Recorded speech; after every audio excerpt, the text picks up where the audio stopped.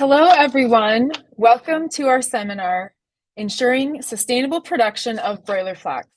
This webinar today is brought to you by Wisenetics. I am Dr. Elizabeth Bobeck, and I will be your host. This meeting will focus on how to ensure sustainable broiler production. To discuss that with us, we are pleased to talk with Dr. Joseph Giambrone, Emeritus Professor from the Department of Poultry Science, with a joint appointment in the Department of Pathobiology in the College of Veterinary Medicine at Auburn University. First of all, I would like to begin by thanking our guest for being here today. Dr. Joseph Giambrone, your presence is very special, and the knowledge you'll share with us today will add a lot for everybody here, I'm sure. Thank you so much for coming. I would also like to welcome everyone and thank you for being here as well. I know you'll have questions, so during the presentation, you can write them in the chat. We can answer them at the end. Feel free to join in and participate. Without further ado, let's get down to business. Dr. Joseph Giambrone is an emeritus professor from the Department of Poultry Science with a joint appointment. During his 42-year research career as a molecular biologist, immunologist, and epidemiologist, he's made critical advancements in understanding the ecology of viral pathogens, has led efforts to improve detection and surveillance of viral diseases, and has developed new and effective vaccines and vaccine strategies to protect commercially reared chickens. The pathogens he has targeted in the past have included avian influenza viruses and many others which have been spilling over into human populations. His research has had a profound impact on practices used today to reduce the incidence and severity of viral diseases of commercially reared poultry. We are ready for your presentation. Take it away. Thank you very much, Dr. Bobeck. Can you see my screen now? I want to make sure that you have. Can you see it?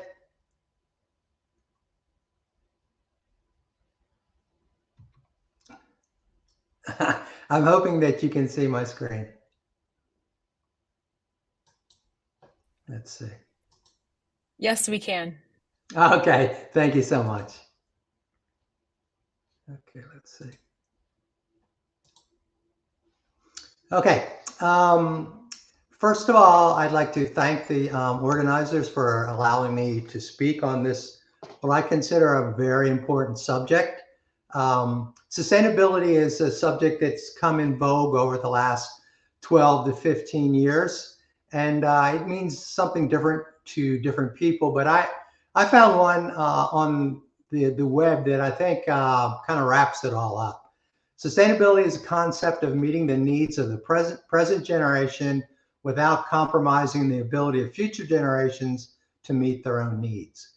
It involves balancing economic, social, and environmental considerations to create a more equitable and resilient society, both now and the future. Sustainability aims to promote long-term well-being by recognizing the interdependence of ecological, social, and economic systems and seeking to create a more harmonious relationship between them. It involves using resources in a way that is responsible, efficient, and equitable, while also preserving natural ecosystems and biodiversity, supporting social equity and justice, and promoting economic prosperity. Overall, sustainability is about finding ways to live and thrive within the means of our planet with also promoting a better quality of life for all people. The requirements. Sustainability is running a farm or company that can be passed down to future generations.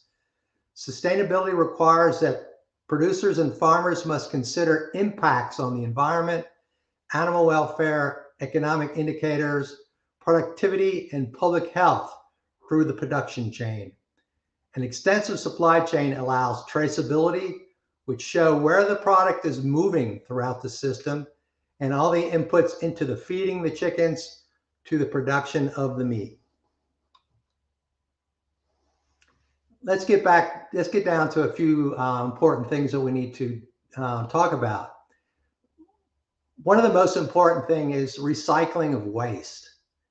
Others would be reduction in greenhouse emissions, such as reduction in nitrogen, carbon monoxide, and ammonia, efficient water use cycle, which would then increase feed efficiency.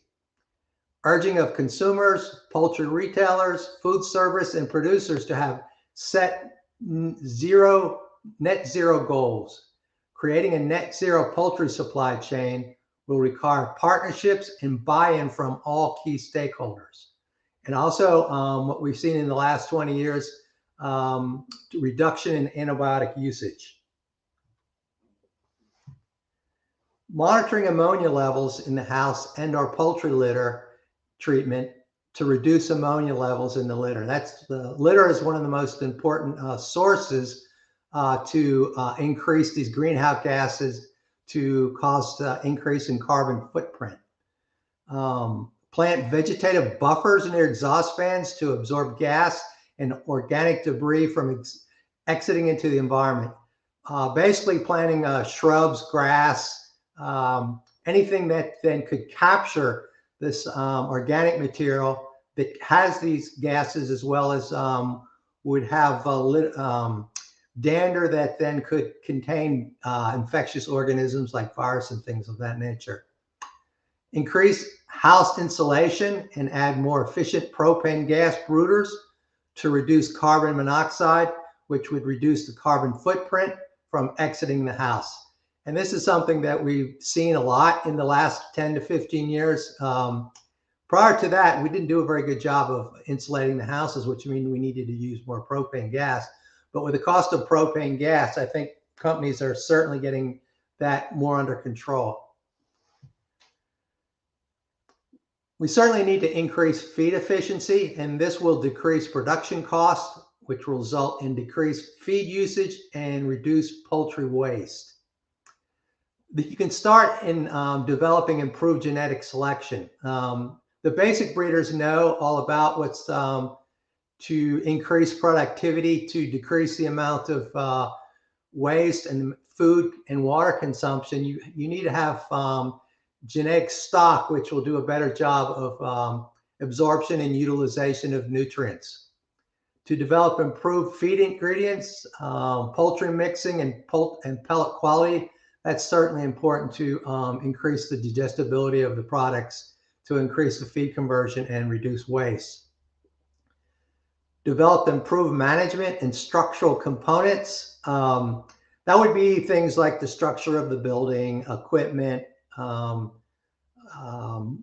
automation, robotics, things of that nature that would decrease the, if you have a system that will carefully monitor itself, that would cut down on the amount of time people that have to get in the house, which would increase your biosecurity by not allowing extra individuals to continue to come in the house.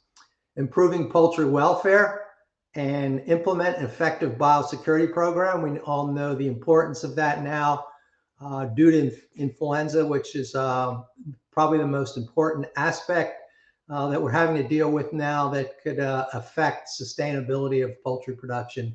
The worldwide problem, and we certainly have to do a lot more with biosecurity. Feed additives. Over the last 20 years, there's been a number of feed additives which are used basically to replace the antibiotics, which could lead to drug-resistant strains and cause disease not only in the birds but the humans themselves. So protease, phytase, amylase, lipase, cellulase, zynase, lipase, galactosidases. A lot of data has been generated over the last 10 to 15 years to add these to the diet of the poultry to increase the absorption and utilization of the feed. Probiotics is also something that is really gaining headway there. There's a number of bacteria listed there and fungi. The idea with those is to outcompete. This increases the non-pathogenic microorganisms to outcompete and reduce the pathogenic microorganisms without the need of antibiotics. Use of carbohydrate-based prebiotics. The prebiotics would then be substances that were produced by probiotics. You add those to the diet, then that will enrich the probiotic microorganisms. There's a term called symbiotics, which is the combination of pre and probiotics. And most companies now are essentially have been using that for quite a bit of time. Now we have organic acids. The phytogenic essential oils is a relatively new concept, but more and more companies are looking into using those.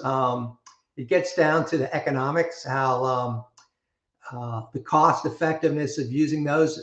When we get that under control, I think we'll see a lot more of that being used in the poultry. As I said before, the feed additives will increase intestinal digestion and the absorption of nutrients, and will reduce the amount of litter production. And that's so important then to increase sustainability, to increase profitability. If you can reduce the amount of feed through these feed additives, certainly then you're going to increase the profitability of the meat. The additives are used now to modify the intestinal microbiota,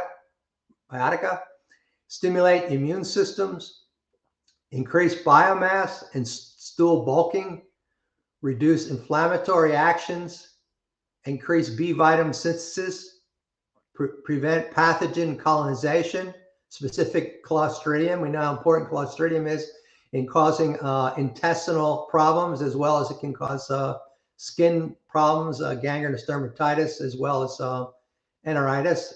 Improve mineral absorptions. You know the importance of adding minerals, the expensive minerals, and so we obviously want to improve the absorption.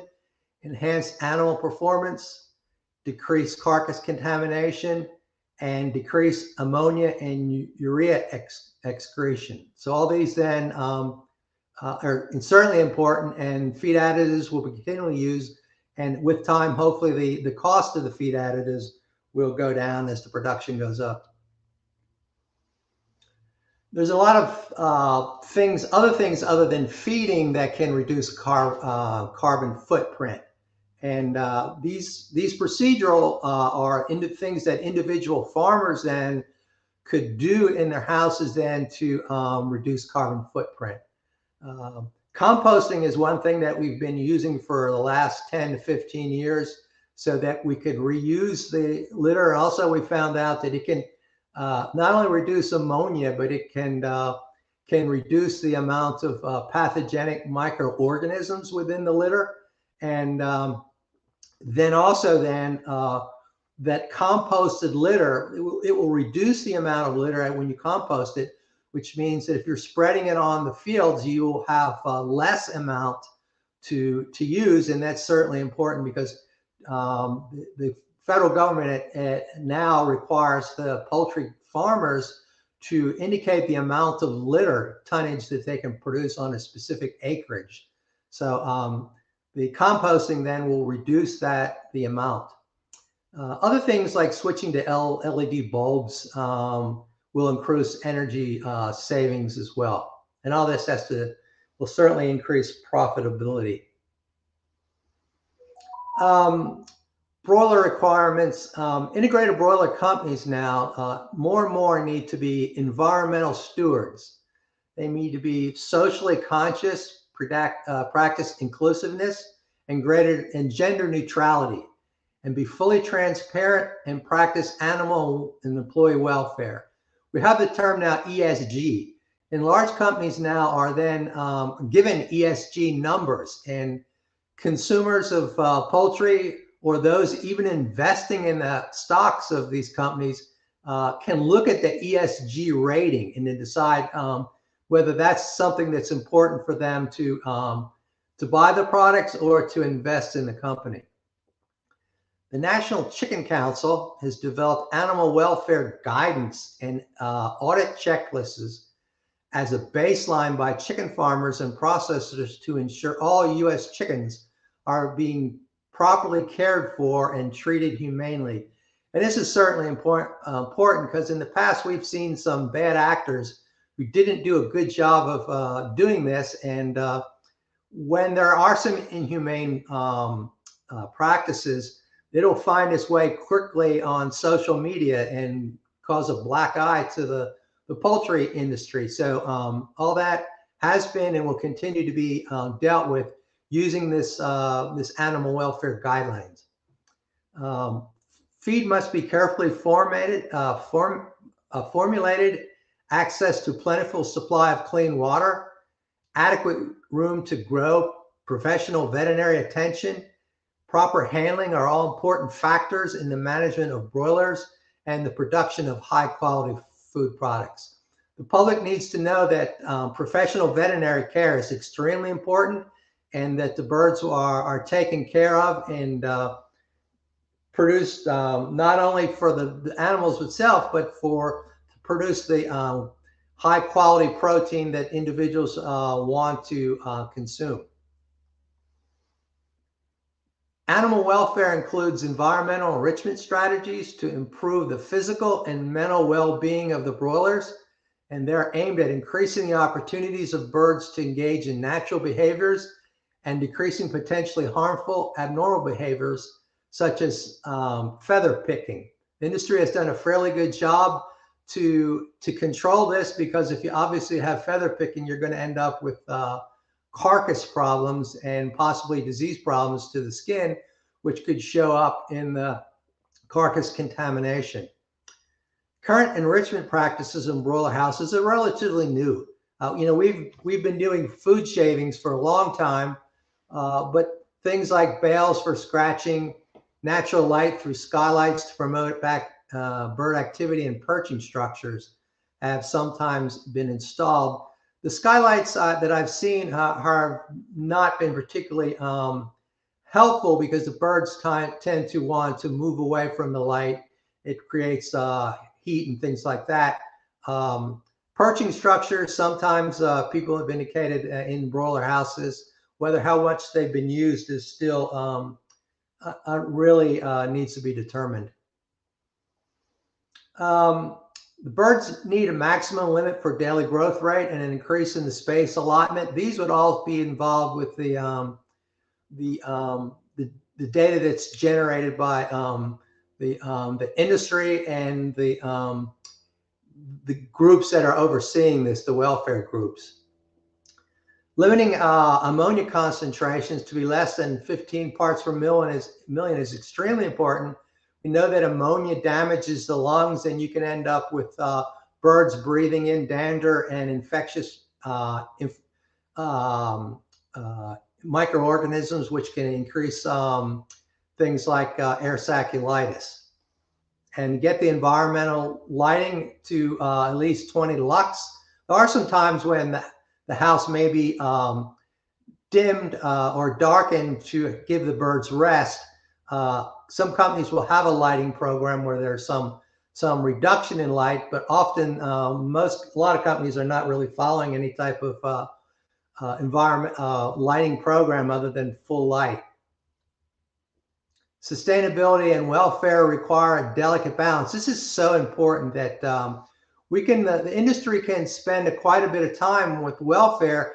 However, you can get to the point where the welfare could interfere with profitability. Because increased welfare can come with a cost. So the welfare goals need to be realistic, because without profitability, there can be no sustainability. For example, there's a big push now to rear slower growing broilers using genetics or free range poultry. And it's been shown that if you do this, you will reduce musculoskeletal and cardiovascular conditions. However, in doing so, the birds will need more food, they'll produce more waste, and you'll have an increased carbon footprint.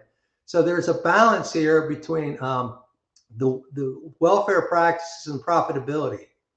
And we know for a fact that consumers like the idea of increased animal welfare. However, many are not willing to pay for the increased cost, especially in the current time of high inflation.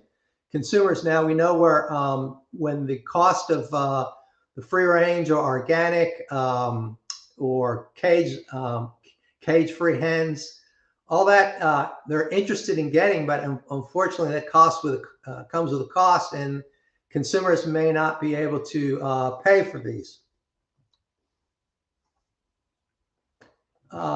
Another thing that we need to look at, and I think we probably haven't done a good job in the past, but I know that poultry producers are looking more and more into this, and that is welfare, which provides safe working environment, fair wages, and employee benefits.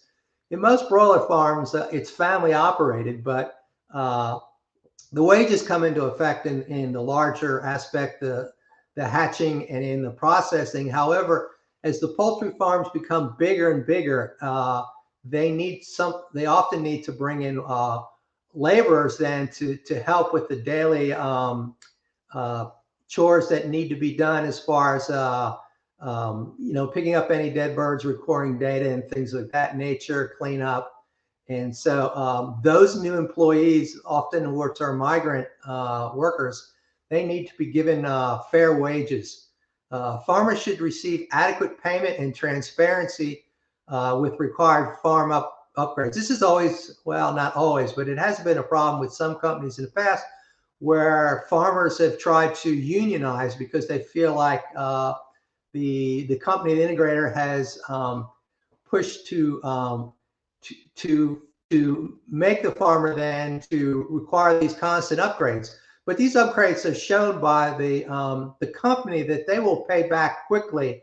And so what money that the farmer has to put in these upgrades will be paid back in a fairly quick fashion as a result of better weight gain, feed conversions, and things of that nature. And then there doesn't need to be any type of unionization or anything like that. The public has become more and more interested in what's going on in the chicken houses and in the poultry industry. They want to know about sustainability. They want to know about the environmental impact of poultry products. And what the industry probably hasn't done really well in the past, but I think they're starting to realize that they need to tell the public consumption, to the public consumers, what in fact they are doing to sustain sustainability. So the industry has to keep and maintain a strong voice with sound data to show the public the efficiency improvements to build sustainability to reduce environmental footprints. This needs to be done much more than it's done in the past, but this is the only way the public will know that what the poultry industry is doing is not only for to meet their needs, but also the needs of the birds and the consumer. A strict integrated broiler production company needs biosecurity programs. They need to be in place and they need to be practiced daily to prevent the introduction of disease organisms into the flock. This is so important as we've been through the avian influenza over the last 2 years now.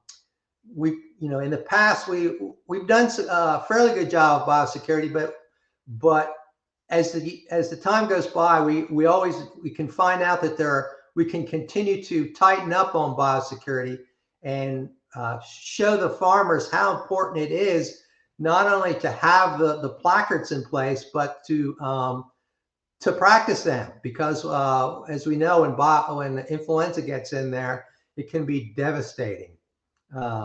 With the current worldwide avian influenza problem, strict biosecurity is so important. Structural and procedure methods to prevent introduction of pathogens on the farm is extremely important. Flock management procedures as outlined by the integrator recommendations. If the farmer is not practicing the biosecurity and there is avian influenza outbreak, they won't receive, the companies are not, will not have to provide the farmer remuneration of these because if the farmer is not practicing this biosecurity program. So it behooves the farmer to practice all the what is needed in order, in case there is a untimely outbreak of influenza, they will in fact get the remuneration for their losses. Other things which are, you would think the poultry farmers have been doing, but not always the case. They need to have rodent, insect, and wild bird proof houses. The new houses are all fairly not tight. enclosed, evaporative cooled, tunnel ventilated. But sometimes the houses, the doors can be left open at various times in these these organisms could get into the house. So fences around the farm are extremely important now. Lock no trespassing signs on gates and house entrances, and a building for changing clothes and sign in and out. This has not been done historically, but more and more farms now are becoming totally enclosed and keeping individuals from getting into the house, onto the farm, unless they sign in or in fact call up the farmer ahead of time to let them know they're coming and what they're doing, and tell the farmer where they've been in the past, so that the farmer knows whether they can legitimately allow these individuals in onto their farm. Drain all standing water near houses that can attract wild birds, rodents, and insects. This is so important now with influenza. We know now that the influenza virus is endemic, not only in wild waterfowl, but in small animals. You know, see it. We're seeing it now in foxes, raccoons, just about every type of wild animal, coyotes that can come in contact with chicken houses. They are now been shown to can contain influenza, and so this is extremely important then, especially the wild free-flying birds. And we know about insects, beetles and such of that can also disseminate viruses, bacteria, fungi, etc. So this would show a house which is encircled with a fence, and it has the signage, adequately signage there. It has a gate that's swung open and closed then to which would allow individuals only into the farm that have made communications with the farmer to allow them to come on. Trucks and cars that have been to other farms would certainly need to have their tires cleaned out and disinfected, possibly the inside of the cab cleaned as well.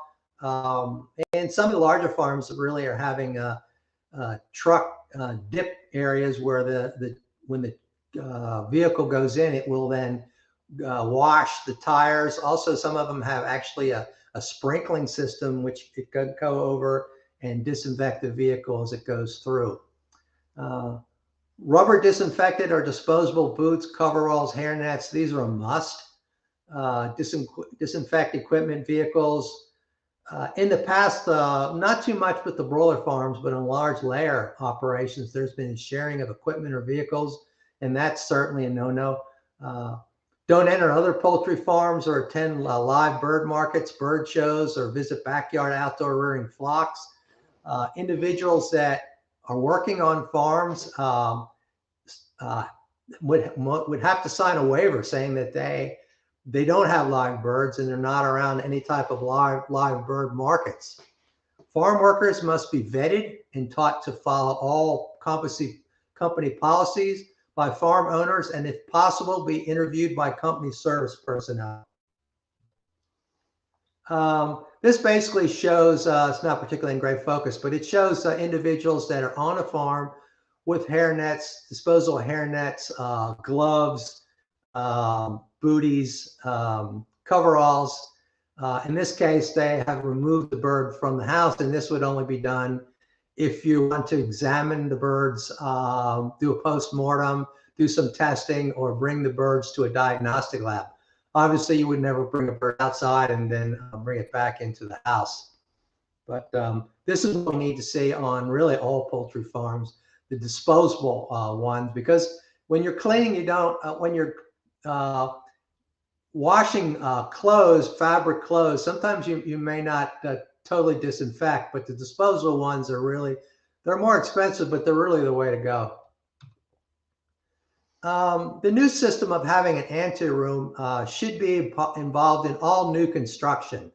And even the anterooms are not that all expensive. So you could retrofit a farm with an anteroom. And an anteroom is nothing more than a small building attached to the house where an individual then, before getting into the house, must go through the anteroom, then use the dip bath, hand wash, enter the room, and then have a closet then where they would hang up their clothes and put their boots or shoes or whatever they went in there, and then don, crossing the bench and then donning the outerwear, the disposable hairnet, coveralls, things of that nature, and then enter into the house, and then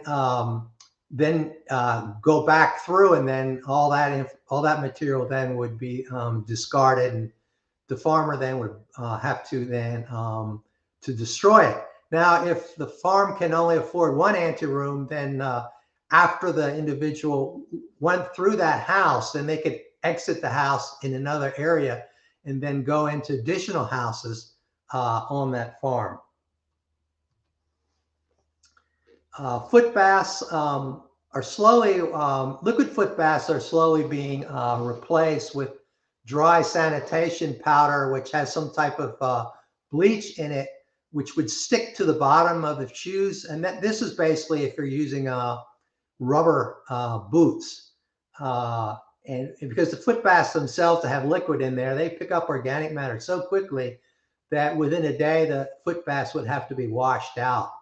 But if you're using disposable booties, then you wouldn't have to worry about that. Grass cut around the farm. This is could be, depending on what you're trying to do. If you're trying to keep wild like rodents from getting in the house, then you would cut the grass around. But if you're trying to then prevent dander and other things from exhausting out of the house, then you might want to have bushes and things of that nature.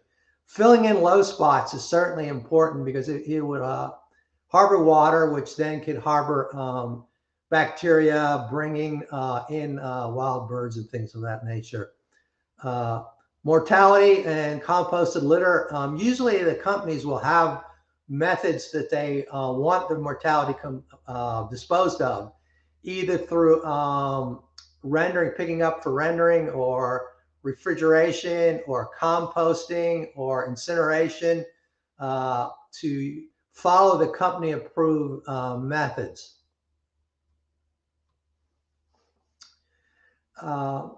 This is not often seen, but I think it works pretty well, and that would be put a 5-foot concrete barrier around the house. And what this does is it allows you then to disinfect right outside the house, because obviously, or disinfest, which is basically mean killing insects. So you can't really disinfect the grass and ground around the chicken house, but if you have that concrete barrier there on the ground, we do a better job of disinfecting. Practicing environmental stewardship by surrounding the houses or fences with trees, bushes. We talked about this before. To reduce organic matter, getting outside.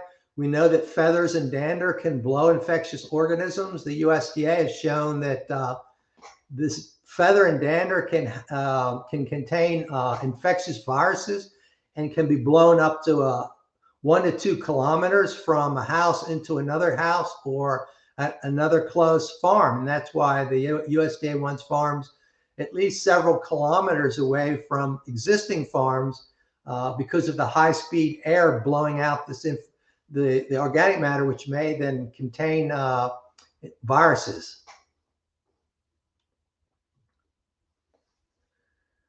So this is would show a modern ventilated, enclosed ventilated house, and in this particular case, they've chose to put the vegetation outside the exhaust fans, then to capture that. Other methods, which we'll probably see more in the future, is to have air biofilters in both the intake and exhaust. That would then prevent infectious organisms from being blown into the house and through outside of the house. But the problem with filtering air in and out of the house is that you're going to have to increase the speed of the fans to get the air through, and that is a fairly expensive process, which is probably only now being looked at through experimental means. So you need to follow the company's biosecurity and humane treatment of animal protocols. And we've talked about this before, how important it is for the farmers then to adhere to the USDA and the company's wishes or mandates to do that. And I think for the industry now, it's very rarely that you see inhumane treatment of animals and this information being put on social media.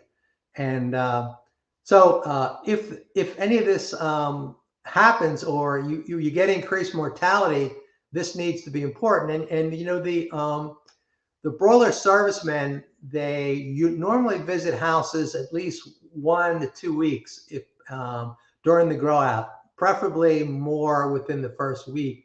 And they want to see the bookkeeping that's there to determine the mortality, so that if there are any increases in mortality, then the service person would then bring some of those freshly dead birds, along with some morbid and some birds which are seem to be healthy, to the diagnostic lab to see if they're, along with possibly some feed and water samples, to the diagnostic lab in case there is some infectious organism, or maybe even non-infectious organism or infectious agent, let's say, that is causing disease.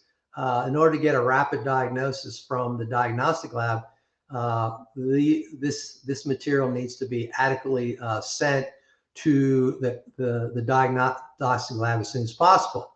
And again, it's more than when the service person is coming. Obviously, the farmer needs to be there and have conversations with the company, because if there are problems, it's up to the service person to have notes of the conversation, so that if there is a problem, then the farmer then knows that there's data here and it's taken, so that if there is a problem, then the company then could say, well, we had these conversations about doing such and such changes, and maybe the farmer didn't make the changes that he need to, and hopefully they always will make the changes.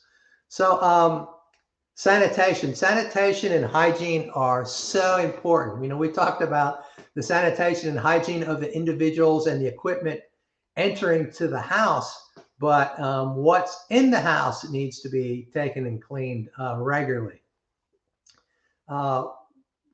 Sanitation and hygiene are really the ways to minimize the effect of disease.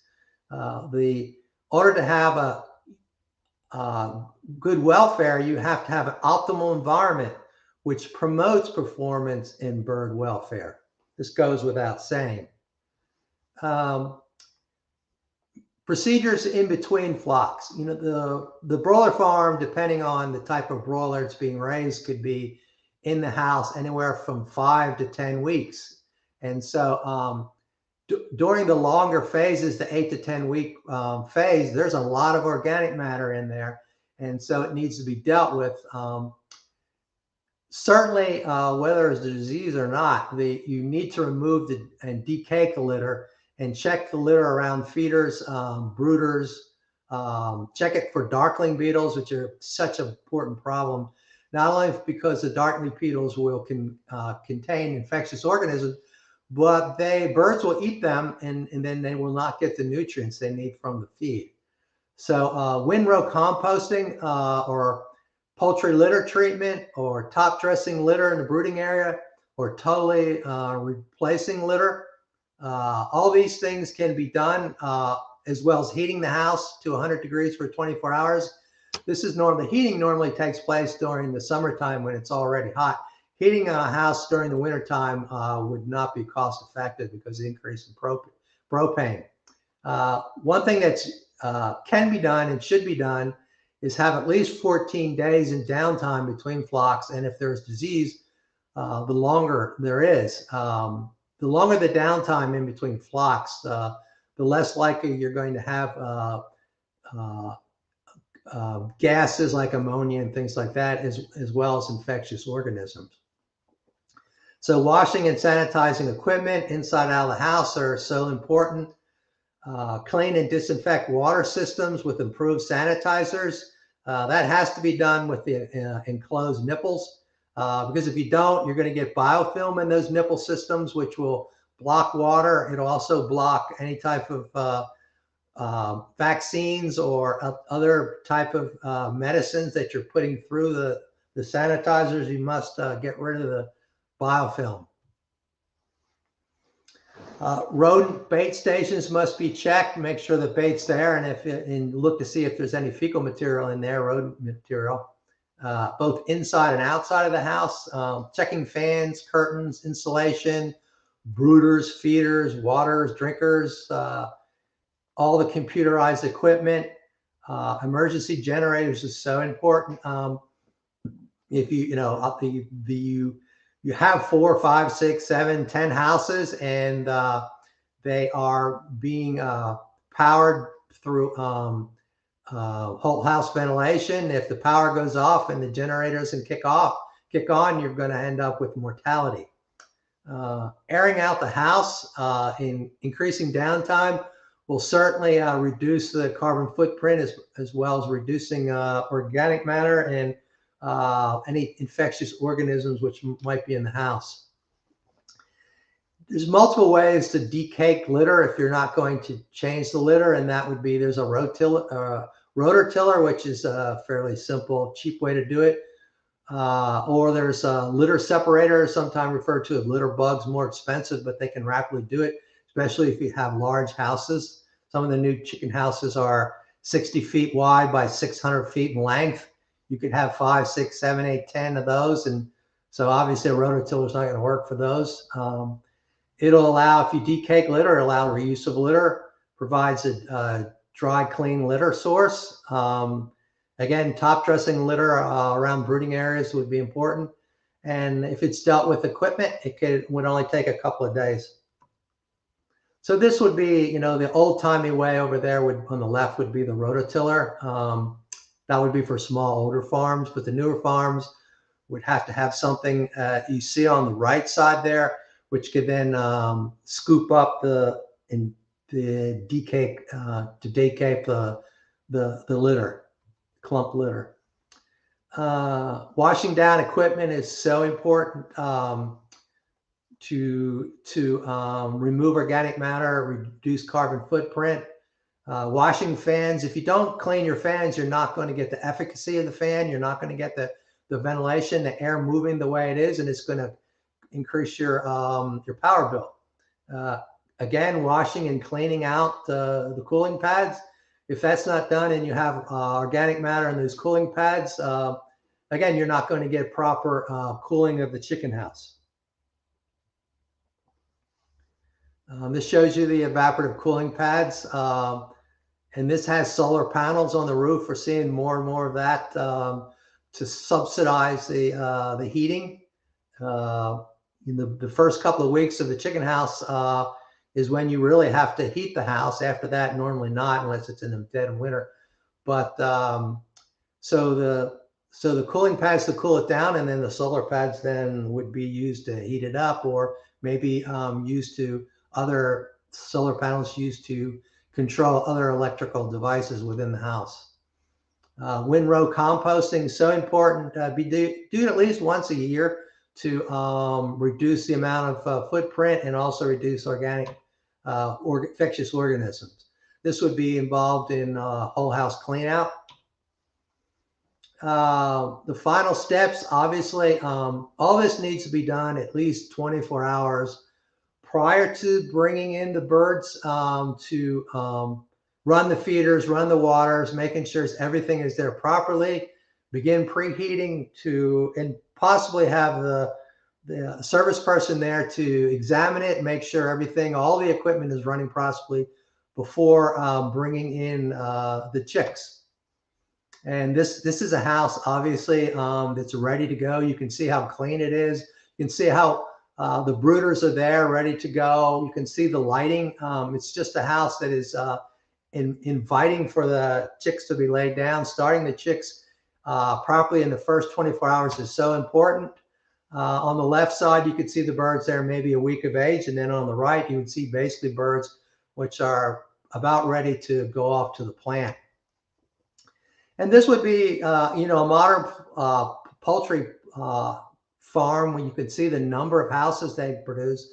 The good thing about this is it's very isolated, trees all around it, no still water there. You can see a person could come in through the right-hand side there and then go to a house there, a type of a house there where they could park their car and change the litter, change their gowns and things of that nature, or it could be a dwelling house possibly, and then enter into the houses themselves. And you can see that basically a litter storage right there.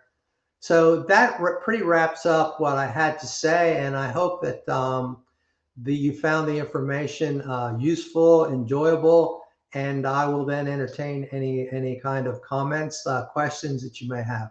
Thank you.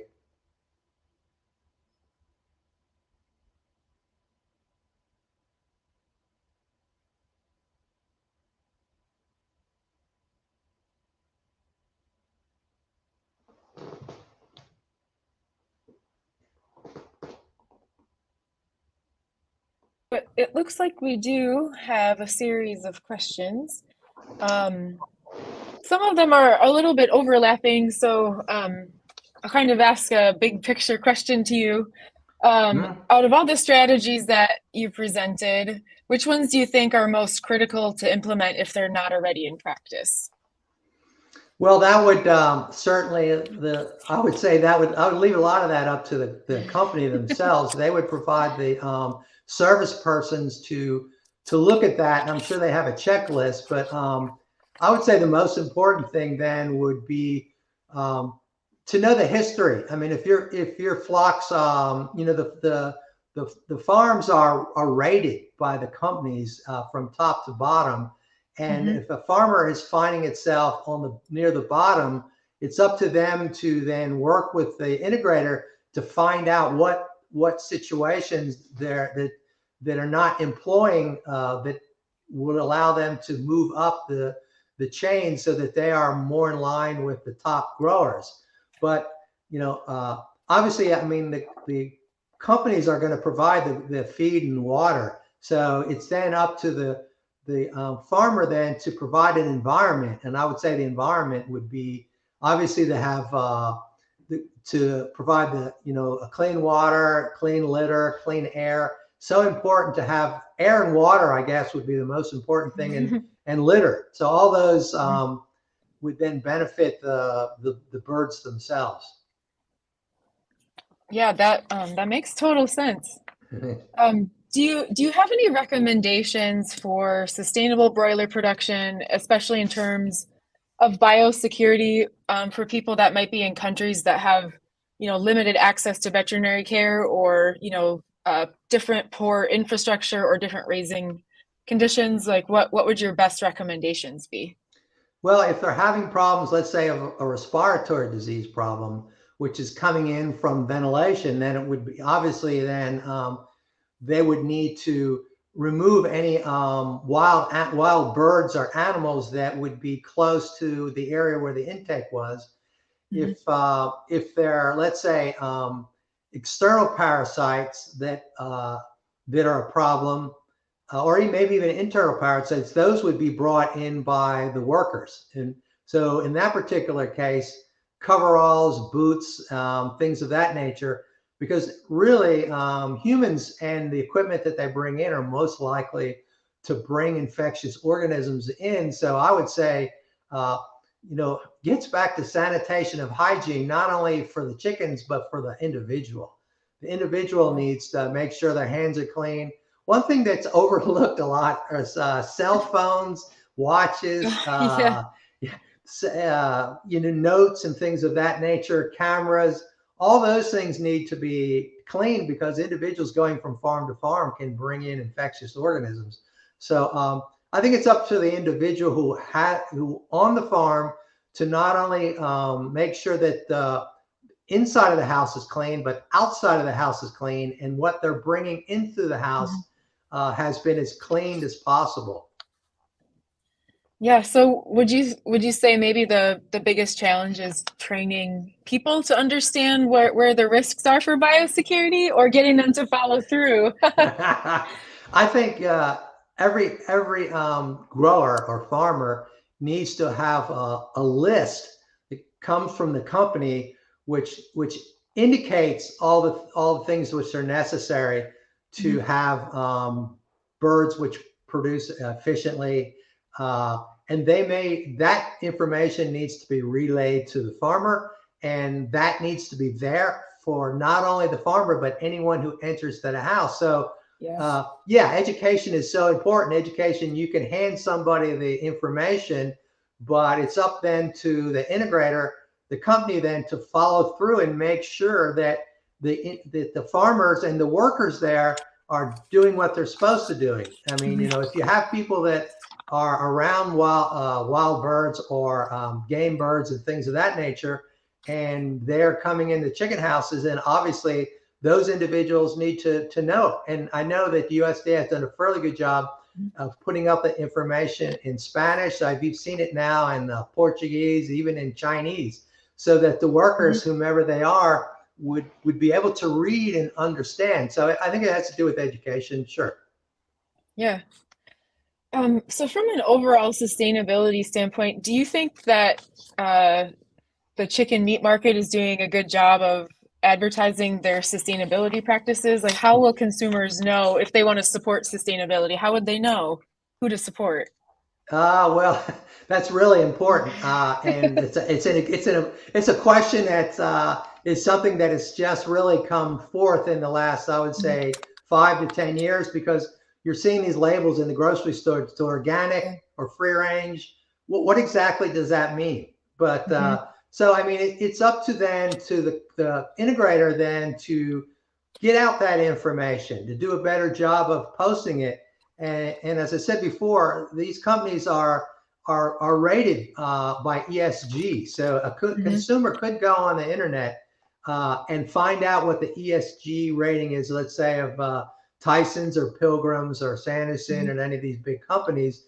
And they're not, it's not only the number there, it's how they relate, let's say, to welfare practices, gender, environmental, everything. They're rated certain numbers, and it comes out with, I think that rating is from 1 to 100, and companies that have higher ESG ratings are rated at 80 and above.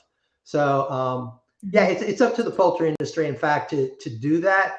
And I think the consumers right now, the consumers that come from an upper income level, they are more concerned about it. Those, unfortunately, at the lower income level are more concerned about having food that they can consume, that they can afford, and that is safe, fresh, and can provide for their family. And the good thing about the industry is if you go into a supermarket right now, you can get chicken from $1 a pound all the way up to $10 a pound, depending on what you want from it, whether you want something that is a frozen dark meat or something that's skinless, boneless, organic breast meat. So the consumer has choices to determine what they want, and that's something that's important. Yeah, that's a really important part of the industry, is that we continue to make sure that we're hitting everybody's preferences, and especially price points, because I think cost is part of the overall sustainability conversation. For sure. No question. It's profitability and cost. Yeah. Do you have any favorite practices that you've found that seem to work better than others, such as maybe type of foot bath or types of, let's say, PPE that people are more likely to wear, or anything that is just kind of a easy, quick tip? Well, I think that the integrator will probably provide at the start Mhm, that material, and they will come on the farm and say, okay, this is what we want you to buy, right? Or and mhm, they can buy it in bulk, and they show them what's available. Of course, you can go on the internet and find all. You can buy the stuff on Amazon pretty cheap and have it mhm. delivered to you. But Yeah. I think that the farmer that lives on the farm and doesn't leave the farm, let's say a family owned, they could probably get away without any of that other than just foot booties and changing Mhm. booties, or possibly have, their coveralls that they use for the day. They'll take the coveralls that they clean for the day and use them all day long and then wash them the next day. And also they would probably have rubber boots. And then at the rubber boots, I would prefer that they would use a dry bath rather than the liquid one, because it gets organic matter and it breaks down really quickly. So Ah, the difference between the person that lives on the farm, what they do, and a person that comes and is around other farms is a totally different situation. I yeah. wouldn't allow anybody on my farm that didn't come with disposable, or it may be that the farmer may have the disposable. Mhm, Normally, the farmer is not going to have a lot of disposable PPE for people to wear, but let's say a mhm. person is coming who, let's say the person is coming onto a house that's maybe a mechanic and needs to fix something on the farm, a Got plumber, it. Yeah. electrician, then I think the farmer could provide that material for them. Yeah. Oh, yeah, that makes total sense. Um, is someone just asked about disinfecting the environment, such as the air. Is that something that is real, plausible? I mean, these barns are quite large and they've got interesting Mm-hmm. different levels of ventilation and Yes, insulation. yes. Is air purification something that is actually possible, or is it just a feel good sort of thing? It's a work in progress, and universities and Mhm, other corporations are producing or testing fabricated material to put in these. mhm, As you said before, the amount of ventilation that goes through there, incredible amount of air, and so probably what we're doing now is the exhaust fans, if nothing else, can be turned downward to mhm, excrete the air downward or into the bushes or something like that to prevent it from mhm, spreading from other houses or to other farms. But mhm, air intake is something that that I think we'll see maybe in the next 5 to 10 years. It's certainly not here now. mhm. I know that on some of the newer buildings there are filter opportunities, but the cost of those filters and the frequency of replacement is probably difficult for the Yes, average farmer with a lot of other stuff to do besides replace filters all yes, day. yeah. That's Yeah, no question about that. The yeah, prices have yeah. to Maybe come down. yeah. Are there any other trends or innovation or technology that's kind of interesting for you right now that you see as up and coming? I think to me, AI and robotics are going to be the most important, because Mm, limiting the people that enter your farm is mhm, going to be so important. If you can from your house monitor the birds, hear the mhm, birds, see the birds, then you don't have to make a walk in the house. If mhm, you see that there are no dead birds or the birds look happy, there's no reason to walk in your house every hour, right? So mhm, having equipment and computerization that can actually make a change. If there's something goes wrong in the air or whatever, the the computer can make the change without you having to make it. And mhm. that's where AI comes in robotics. Catch the Yeah. birds, having robots catch the birds, haul them off, even at the processing plant, robotics. Mhm. All aspect. I think anytime you can reduce labor, you're going to have profitability. I know that many of the bigger integrators are using, I call them chicken vacuums. I know that's not the right Uh-huh. term, but Yeah, yeah. it's the platform that has the roller bed that the birds go on that, and then they're loaded into the cages when they're going to processing. And I know Yes. that reduces labor. It also reduces Hmm. injuries. So that course. That's an interesting technology. And then Yep. I've recently spoken to some groups that have robotics to notice and pick up dead birds, which I think is also incredible from a Yeah. labor and weight standpoint. No question, we're headed in the right direction. It's just it's going to take a while. Yeah, yeah. Have you come across any kind of out there technologies that maybe aren't really commonplace that maybe you're involved with yourself or have heard of? No, I mean, basically, I get a lot of my information from reading magazines and, Yeah, the Poultry World, the Watt, and yeah, sometimes they will talk about things that are in the works. But, yeah, I don't get on farms like I used to because of biosecurity. When I first yeah. came to Auburn, it was quite easy for professors to go from farm to farm. We could see Mhm. different companies in the same day. Well, that doesn't happen anymore. You have to make an Yeah, appointment to get yeah. onto a farm and I understand that with avian influenza being the problem right now, but no, so you'd be surprised how ingenious some of these farmers are. They'll come up with their own means of dealing with things, and so Yeah, dealing with waste is certainly important, and we're going to see more of that because that's certainly yeah. the environmental aspect. If you on some farms you go to, actually the second and third generation. Well, the only way Mhm. that worked was that the individuals took care of the farms, took care of the birds, and of Mhm. course they had to be every 7 to 8 years they had to be upgraded, with new Yeah. equipment and things of that nature Mhm. to keep it going. But the farm's still there and it's still making money.